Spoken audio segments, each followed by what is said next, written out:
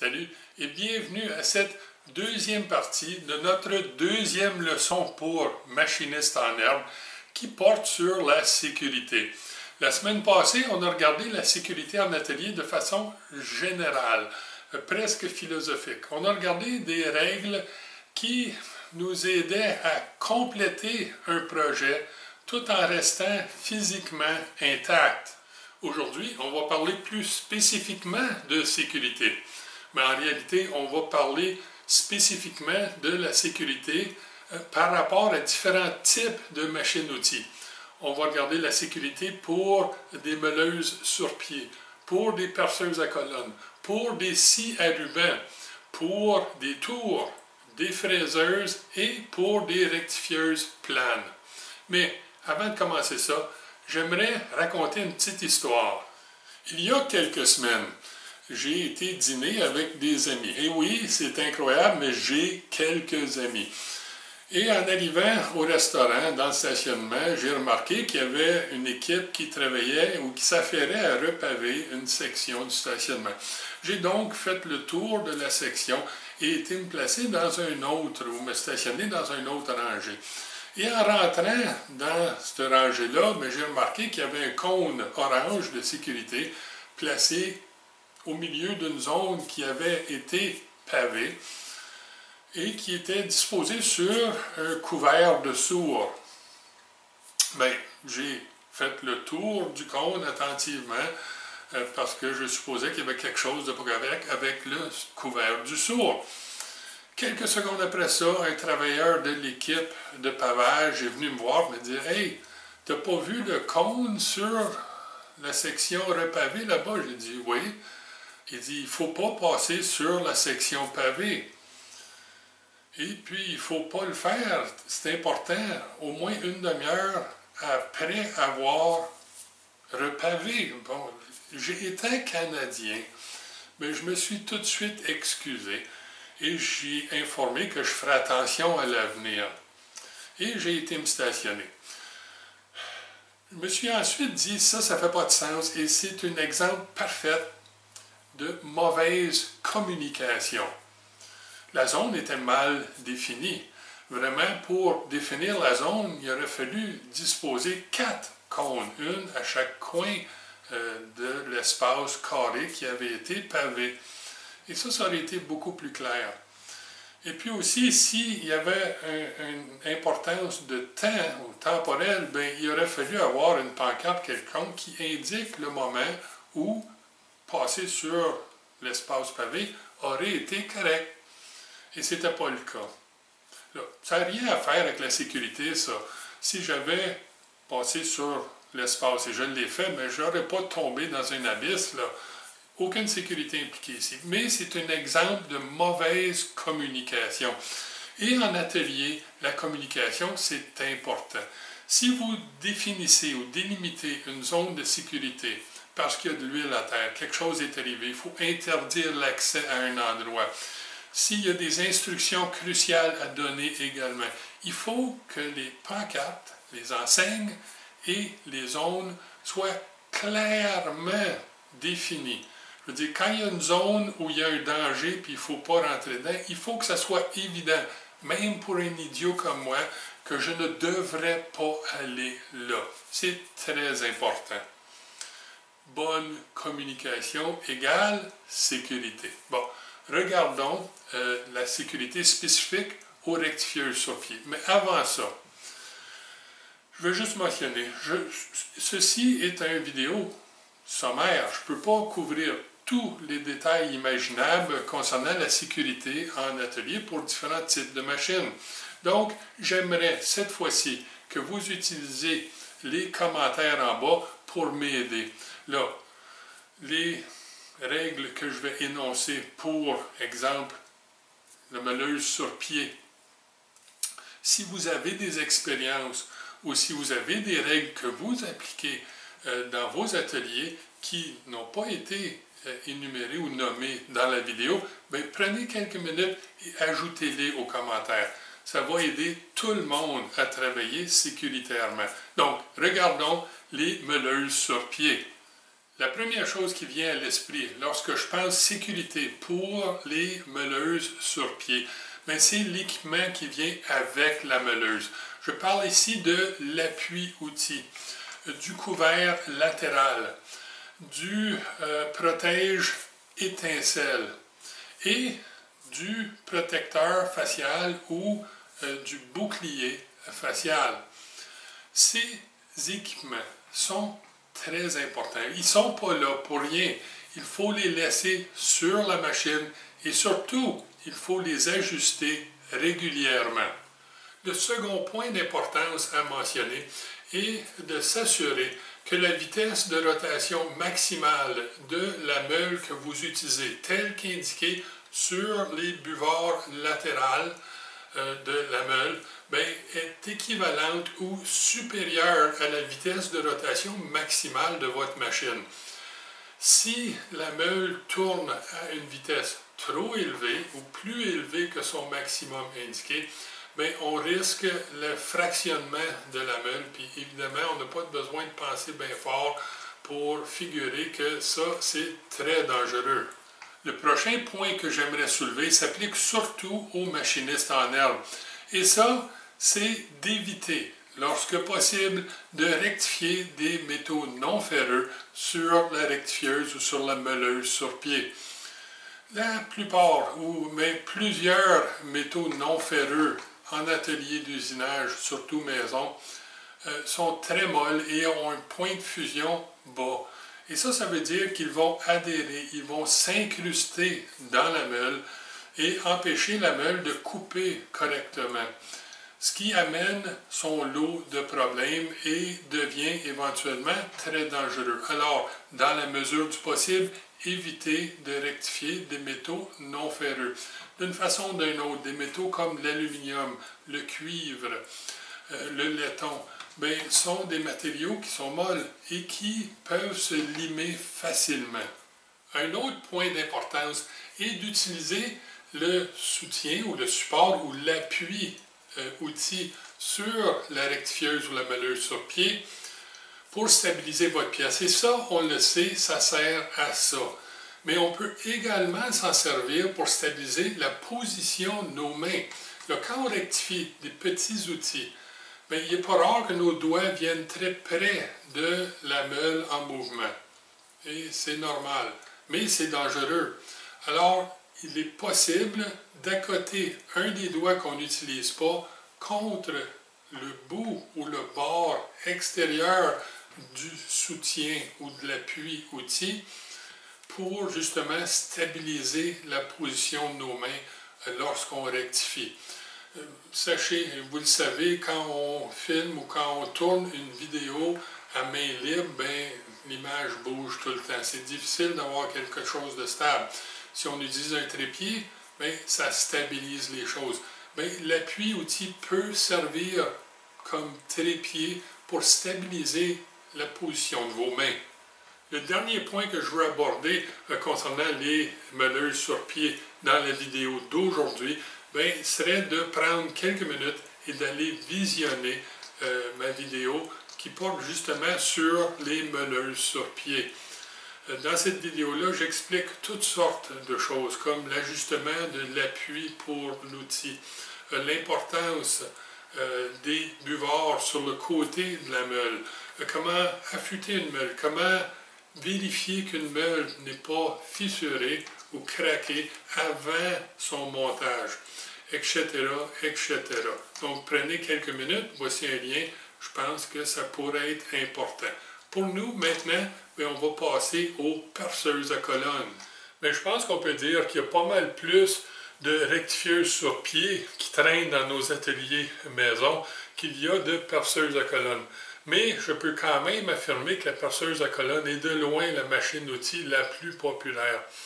Pas en nombre absolu, mais le fait que la perceuse à colonne a un axe de mouvement précis et contrôlable et que la rectifieuse sur pied, elle n'en a pas, ça veut dire que la perceuse à colonne, c'est la première machine-outil qu'on regarde dans cette vidéo-ci. Puis en fait de sécurité, peut-être le premier point à soulever, c'est les cheveux longs. En atelier d'usinage, un accident horrible et malheureusement trop fréquent, c'est des cheveux longs qui se font prendre dans des organes de machine en rotation. Ce sont vraiment des accidents horribles qui arrivent dans un clin d'œil. Je veux dire, une fois que ça commence, on ne peut pas l'arrêter et c'est très rapide. Là, ça va blesser, évidemment, mais ça peut défigurer. Ça peut également tuer et ça arrive à chaque année. Donc, très attention. Qu'est-ce qu'on peut faire si vous n'êtes pas comme moi, chauve un peu? Vous souffrez de calvitie. C'est pas vraiment une souffrance. Bien, évidemment, si on a les cheveux longs, la première chose qui nous vient en tête, c'est coupez-vous les cheveux. Mais si vous tenez absolument à les garder, écœurez du monde comme moi qui n'en ont pas, bien gardez-les, mais attachez-les sans faire de queue de cheval ou de tresse. C'est pas acceptable. Non. Attachez, roulez et cachez sous un bonnet ou un chapeau quelconque. Il ne faut pas qu'il y ait de cheveux qui pendent nulle part. C'est très important. C'est un accident qui est beaucoup trop fréquent et les résultats, mais comme je disais, sont horribles. Si vous y tenez, puis honnêtement, je vous encourage à ne pas le faire, mais je suis sûr que sur les internets, il doit y avoir une ou deux ou 1000 vidéos qui en parlent. Donc, très important, cheveux longs, proscrits ou cachés à l'intérieur d'un bonnet. La deuxième chose à mentionner, c'est la clé du porte-mandrin. C'est très dangereux parce que souvent, on l'oublie dans le porte-mandrin. On ne doit jamais laisser une clé dans le porte-mandrin parce qu'évidemment, si on part la machine, bien, elle va voler, puis elle peut frapper quelqu'un et causer des blessures. Mais si on veut rendre cet accident potentiellement pire, bien, on peut attacher la clé à la machine à l'aide d'une chaîne ou une corde. Et ça rend une mauvaise situation encore plus dangereuse. Pourquoi? Mais si la clé peut accrocher ou revoler quand elle est oubliée dans le porte-mandrin, bien, si elle est attachée à la machine à l'aide d'une chaîne et une corde, bien, ça fait encore plus accrochant. Et si la chaîne brise, lorsqu'un tortiller autour de la broche en rotation parce que j'ai oublié la clé dans le mandrin, bien évidemment, ça va faire comme un taille-haie industriel avec une corde ou une chaîne qui tourne à vive allure. Et ça, bien, ça peut causer d'énormes problèmes de santé. Autrement dit, ça peut sectionner des membres, des doigts et même tuer. Donc, évitez de fixer ou d'attacher la clé à la machine pour la rendre facile à trouver. Prenez plutôt l'habitude de la déposer toujours au même endroit et comme ça, vous ne passerez pas votre temps à aller chercher et ça va être moins frustrant. Là, certaines personnes affixent un aimant sur le côté de la machine où ils peuvent fixer la clé. Ça, c'est parfait, aucun problème là, puisque ça ne cause aucun problème de sécurité. Mais des clés de mandrin porte-forêt, très dangereux. Troisièmement, si vous avez une perceuse à colonne qui n'est pas équipée d'une vis sans fin et d'un engrenage droit pour ajuster la hauteur de la table, assurez-vous d'installer sur la colonne une serre quelconque qui va empêcher la table de tomber jusqu'en bas lors de l'ajustement de la table si vous lâchez la table pendant l'ajustement.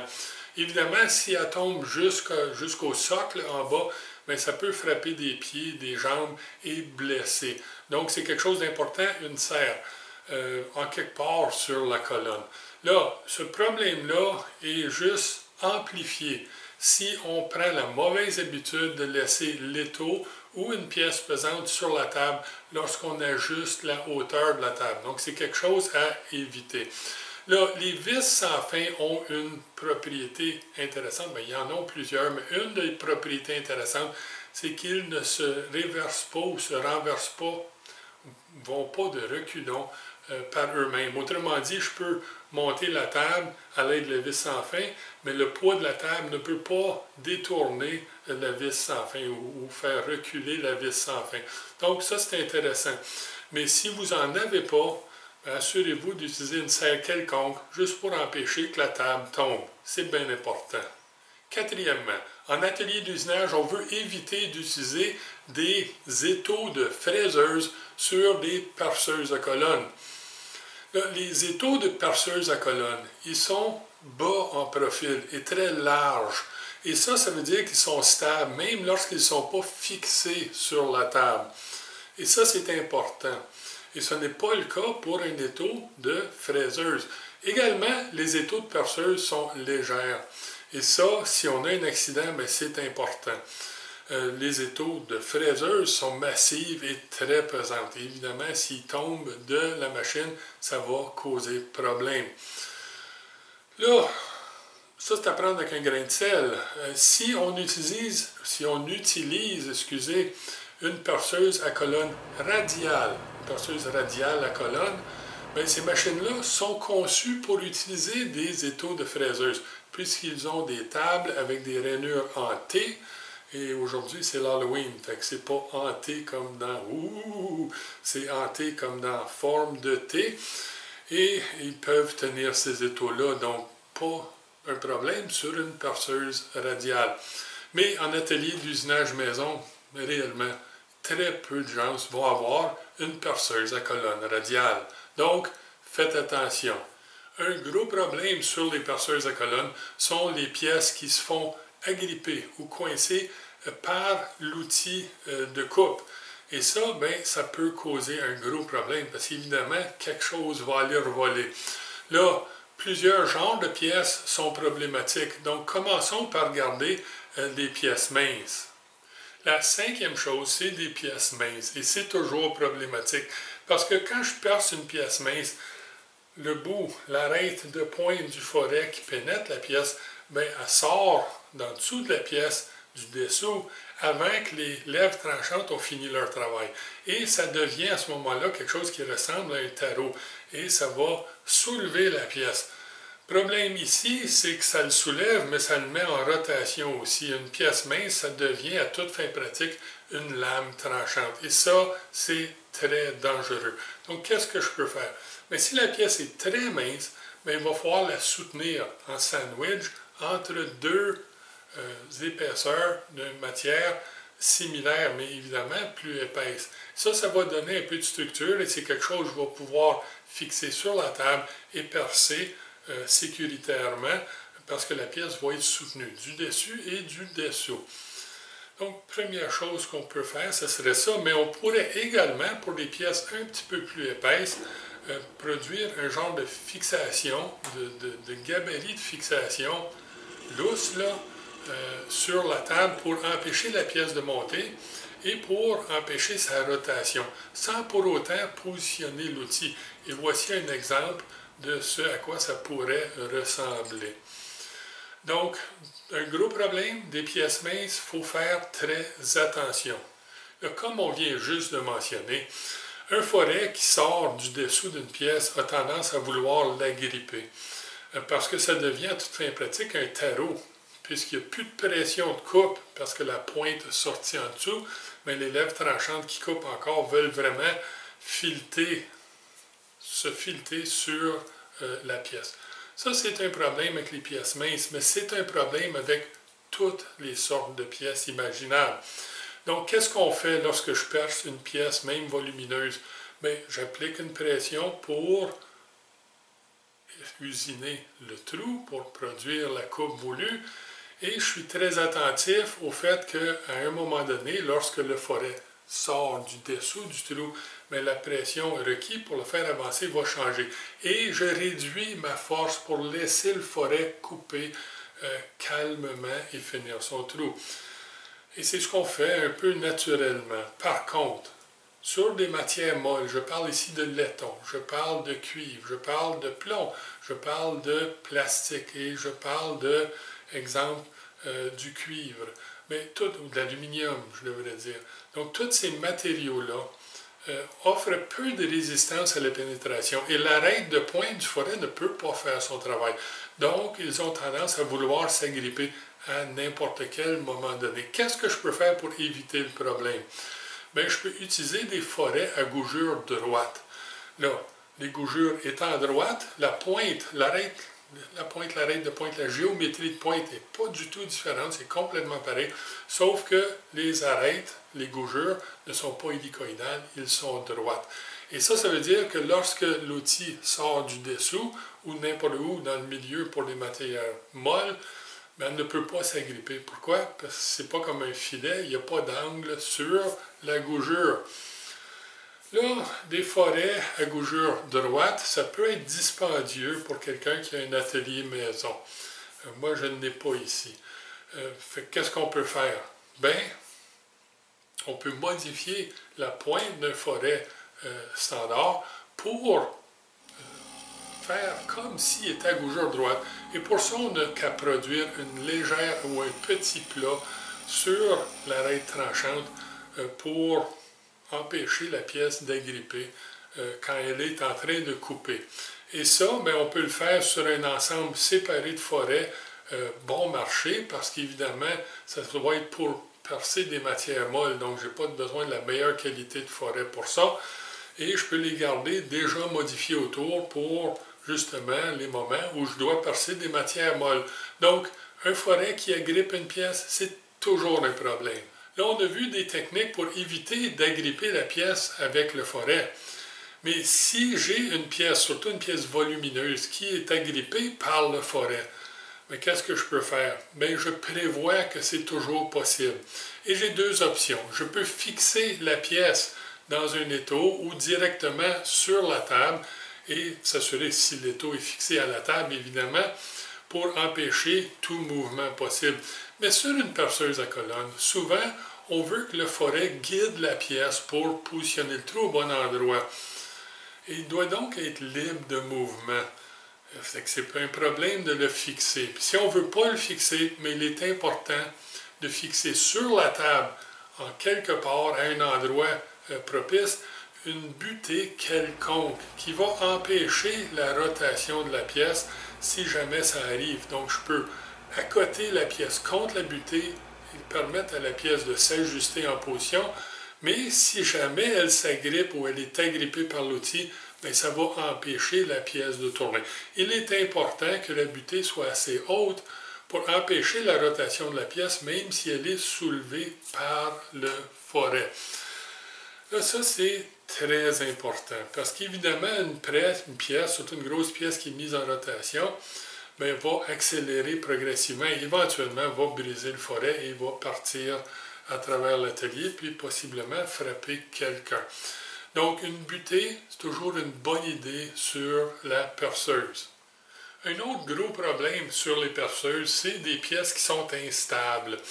Et qu'est-ce qui peut être le problème ici? Bien, évidemment, si la surface de la pièce qui vient se reposer ou qui repose sur la surface de la table, bien, elle n'est pas plane ou bien elle n'a pas 3 points de contact bien définis, bien, elle peut être instable. Et ça, évidemment, ça peut causer le fait que le forêt veuille s'agripper sur la pièce parce que la pièce peut changer d'angle subitement.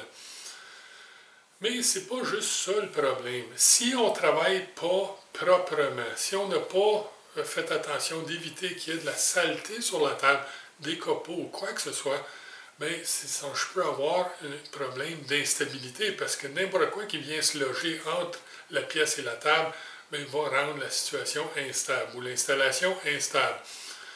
Là, il y a une dernière chose à considérer, quelque chose qu'on n'a pas tendance, auquel on ne porte pas beaucoup d'attention généralement, jusqu'à temps qu'on ait un accident, puis ensuite, bien, on s'en rappelle. Et ça, c'est que quand je perce un trou où le forêt sort du dessous de la pièce, bien, ça crée une bavure. Si je perce un seul trou dans une pièce, ce n'est pas un problème. Mais si je perce plusieurs trous sur une pièce qui repose sur la table, bien, évidemment, chaque fois que je déplace la pièce, bien, la bavure du trou que je viens de produire bien, va venir s'accoter sur la table et ça finit par, ou ça rend la pièce très instable. Et ça, c'est très dangereux. Donc, il faut ébarber les trous au fur et à mesure lorsque je perce des trous multiples. Ça, c'est bien important. Le dernier point que je veux apporter pour la perceuse, et je sais qu'il y en a d'autres, c'est pour ça qu'on a les commentaires en bas. le dernier point que moi je vais présenter, c'est probablement un point qui ne sera pas nécessairement populaire avec tous, mais c'est quelque chose auquel je crois et je vais donc le mentionner. Une perceuse, c'est une perceuse. Ce n'est pas une fraiseuse, ce n'est pas une toupie. C'est pas fait pour couper avec une force latérale. Je veux dire, la perceuse, elle est conçue pour une force axiale. Donc, dans son axe de rotation, perçage, alésage, chambrage, chanfreinage, etc., etc., mais pas fraisage, mais pas couper du bois ou autre chose avec une toupie. Ça, c'est des forces latérales.